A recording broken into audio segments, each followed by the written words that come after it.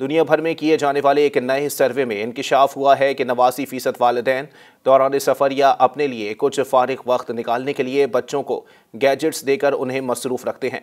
Don अखबार की report के मुताबिक आलमी साइबर सिक्योरिटी और डिजिटल प्राइवेसी कंपनी कॉस्पर इस्प्राह ने कहा है कि मशरिक़ वस्ता, तुर्किया और अफ्रीका में 53% बच्चे 3 से 7 साल की उम्र में ही अपनी पहली ज़ाती डिवाइस स्मार्टफोन या टैबलेट हासिल कर लेते हैं। रिपोर्ट में बताया गया है कि स्मार्टफोन्स, टैबलेट्स और गेम कंसोल्स बच्चों के लिए इंतहाई मतलूबा आलात में से एक हैं। बच्चों ने खुद एतराफ़ किया है कि गैजेट्स ने उनकी ज़िंदगी में अहम किरदार अदा किया। 78% बच्चों ने कहा कि वो अपने गैजेट्स के बगैर नहीं रह सकते।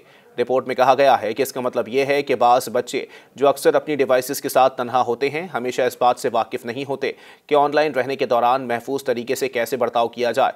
कॉस्मर इस्काह के मशरिक़ वस्ता, तुर्किया और अफ्रीका में कंज्यूमर चैनल के सरबराह सैफुल्लाह जदीदी ने कहा है कि ज़्यादातर वालिदैन अपने बच्चों को तफरी फराहम करने, बच्चों को पुरसकून करने या ख़ुद अपने लिए कुछ वक्त निकालने के लिए बच्चों को गैजेट्स दे देते हैं। तहम वालिदैन को चाहिए कि वो बच्चों को डिजिटल डिवाइसेस का बेतहाशा इस्तेमाल नहीं करने दें।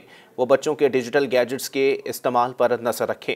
उन्होंने बच्चों को महदूद वक्त के लिए गैजेट्स देने और उन पर पेरेंटल कंट्रोल्स लागू करने का मशवरा दिया।